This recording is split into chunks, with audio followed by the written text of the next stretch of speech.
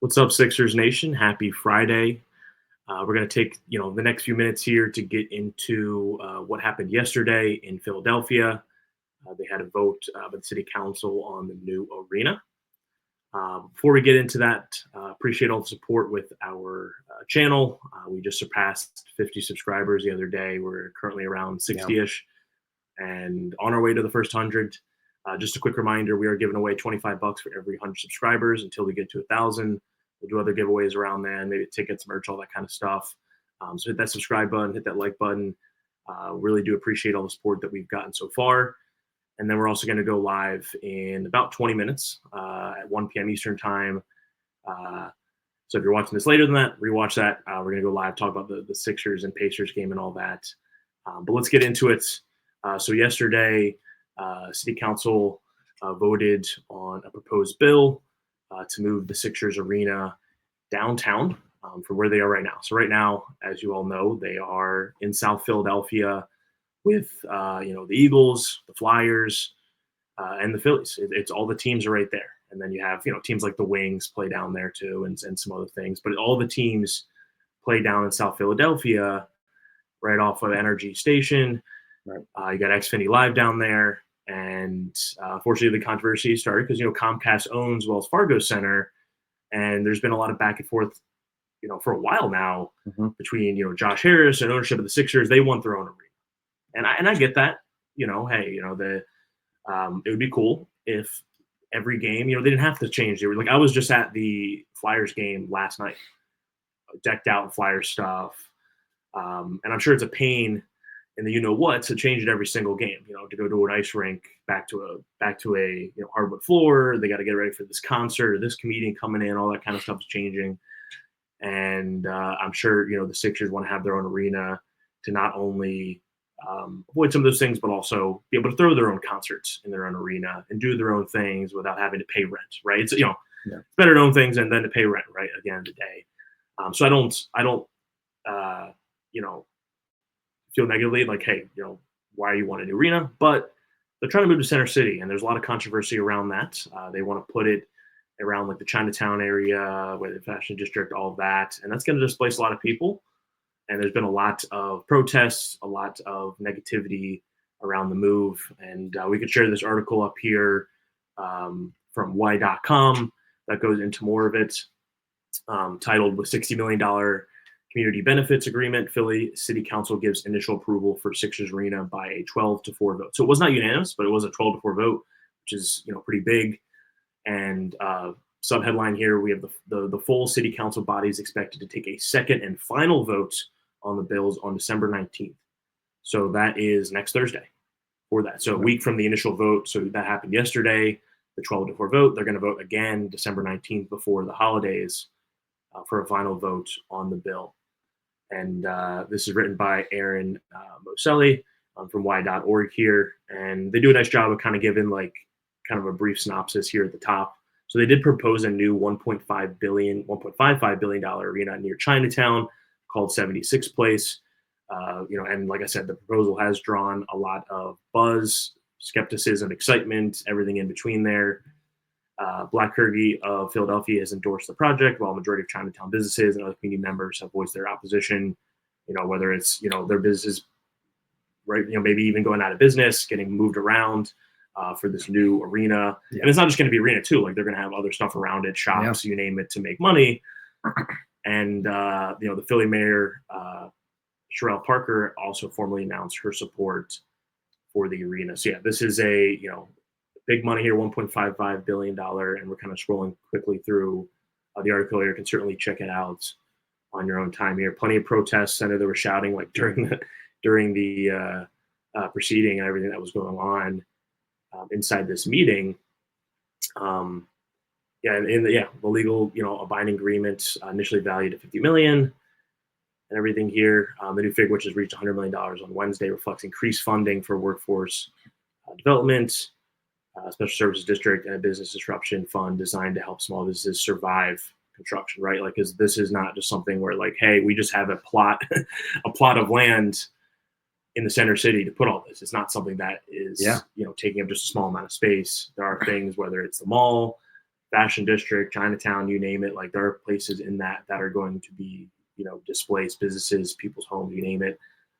That's going to affect people in Yeah, a negative way. yeah. I mean, it makes complete sense from the Sixers' perspective. Of course, like you said, money always talks, and it all comes down to revenue. That's the driving motive for, as you can kind of tell in the news recently, and really everything in terms of the business. And at the end of the day, the NBA, the Sixers, and all the teams that are within the league are a business, and Yep. that's how they operate. And they want to make money and capitalize off their consumers and their customers as best as possible. And that's the decision that they are going to go forward with. Am I shocked? Not at all. I thought this would become a reality, whether it was in Center City or somewhere else. The Sixers at some point were going to have their own arena. It was just a matter of time, like you said, paying rent to the Wells Fargo Center, the Flyers, and Comcast is just not in their sights. But Yeah. Center City is a tough place to do it in. Yeah. We know how congested both Mitch and I are, of course, living in the city right now. So we've been to that part of the city, especially the more you get into Center City, the more people there are. It's just how it is, and it's clogged. Traffic is always an issue.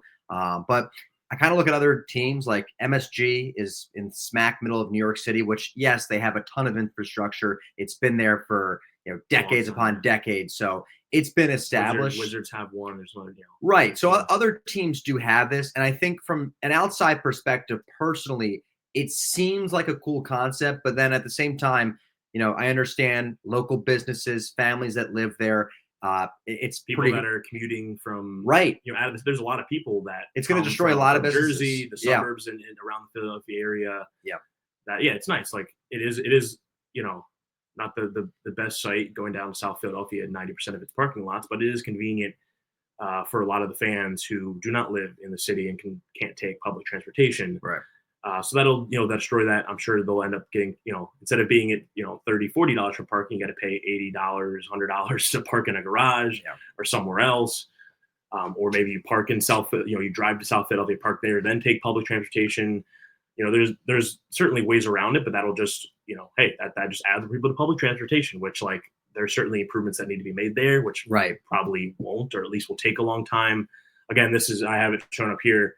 The arena isn't going to open, even if it gets approved, it's not going to open next year. It's going to take time to build this. It says on track for 2031 opening, which is in a long time. I'd be surprised if it's even done by then, because there's a lot of stuff that needs to happen there. Yeah. But there's still, like, that just, causes a lot of issues for fans, everything. Like, I would have liked if, there's a lot of room down in South Philadelphia. Like, I would have liked to be, okay, get your own arena and you just keep it down there in South Philly. It really is not hard for people in Center City or in Philadelphia. Like we live in South Philly, we get right on the Ellsworth track on the Broad Street line, Mhm. the station, 20 minutes right down. Most of that time too is just walking, the few blocks to the station. It's not even like, once you're on SEPTA, Right. it's a quick ride right down Broad Street. It doesn't take very long. Or even when I lived in Fairmount, it was a little bit longer because it's on the north side of Philly, but it was still a quick. The big thing that they're going to have to improve, it's a must, and it's been talked about. It's been part of it where they're going to help fund SEPTA and make improvements there. They need to improve the quality and the consistency of transportation for fans to be able, not even in the city, because not majority, but a good bulk of the fans, absolutely, growing up in the suburbs like Mitch and I did, we would travel in typically by car. I would take the train very rarely, but they're going to have to improve upon, just the public transportation from the suburbs as well in the surrounding counties, because fans want to come in, they want to see their team play. And to be able to do that, it's going to be expensive. It's going to be a pain in the ass. It just is, to drive down there, with a family or whatever it might be, and park your car for 80, $100. But to play a little devil's advocate, I think people are slightly overrating the size of an NBA stadium. It's big. It's not, the link where you're having 70,000, 80,000 people, whatever it is, 60,000 people there. Basketball, it's on the smaller scale compared to the other sports there. It just is. I think Citizens Bank has 45,000 seats, something like that. I mean, Wells Fargo Center is around 20,000. So it is a smaller capacity in comparison to the other stadiums. People don't typically tailgate basketball. It's a little different of an atmosphere. Sure, they go there and maybe have a drink or two before the game and get excited for it, but it's not the same as like an NFL Sunday where you're in the parking lots and hanging out. So space-wise, they can do it. And I will say they haven't totally, the city of Philadelphia, capitalized on the fashion district that much. It's one of the more dead areas in the city. There's not a ton happening, but I do understand from the perspective of the business owners, the families that live in that Chinatown fashion district, Market East, I guess is the specific town there. It's tough, and it certainly will have an impact. And I get the concern there. Absolutely. And speaking of transportation, they actually did do like a quote mass car caravan drive through Center City on Thursday during rush hour to simulate Sixers arena traffic. This tweet was from earlier in the day for Fox 29 Philly, and I did see some videos from it, a lot of which were people saying negative things about it, right? Like if you're here in Philadelphia, you don't want the more traffic. If you're outside of Philadelphia, you don't want the hassle of getting to the arena, right? So like from the consumer standpoint, it's definitely going to be tough. There could certainly be economic gains from this, whether it's from the arena itself, the concerts that go there, the events that happen there, as well as just the shops that are created from it. Right. But like the existing area, that's the existing shops there are may get turned away and shut down, and that may not be something that they care about too much. Well, and then there's a reason. I mean, the mayor and the city of Philadelphia is clearly behind this for a very obvious reason. Like we said, money talks. It's going to generate.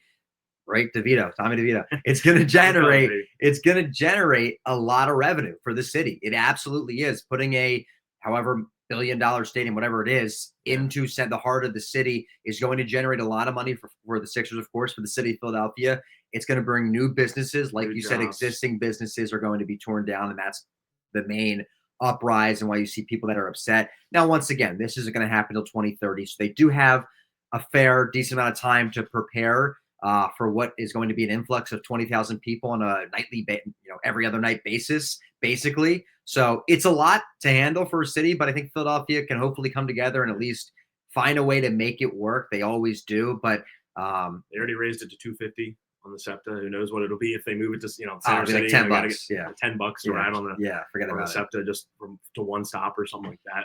Who knows? Well, with inflation 2031, I mean that's a little ways away. So we'll see. We'll see what happens. But let us know in the comments too, like what your thoughts are. Everyone has a different situation.